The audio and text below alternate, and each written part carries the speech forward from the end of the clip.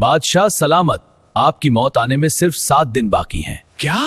किसी मुल्क में एक बादशाह रहता था जो अदल इंसाफ में बहुत मशहूर था, लेकिन इसे एक फिक्र थी कि वो बहुत मोटा है। वो खाने पीने, चलने फिरने, उठने बैठने तक से आजिज था। उसने मुल्क के नामुर हकीम बुलाए ताकि उसके मोटापे का इलाज कर सके, लेकिन वो सारे हकीम बेसूद रहे।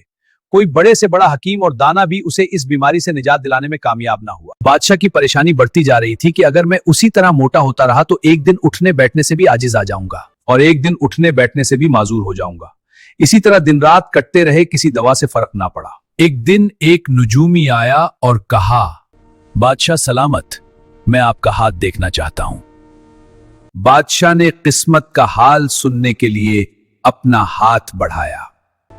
बादशाह सलामत, जान की अमान पाऊं तो कुछ अर्ज करूं। बादशाह सलामत, आपकी मौत आने में सिर्फ 7 दिन बाकी हैं। क्या? तुम बकवास करते हो? क्या तुम खुदा हो? बादशाह ने इसे कैद में डालने का हुक्म दिया।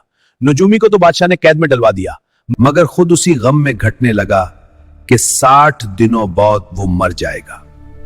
हर गुजरता हुआ दिन इसके वजन को घुटा रहा था।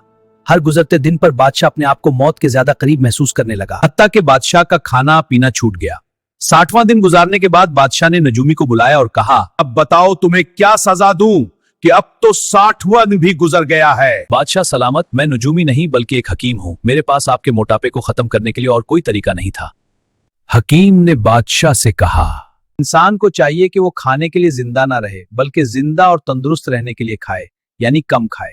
दोस्तों, अगर आपको पता चले कि आपकी मौत में 60 दिन रहते हैं तो आप सबसे पहले क्या करोगे? कमेंट्स में लाजमी बताना।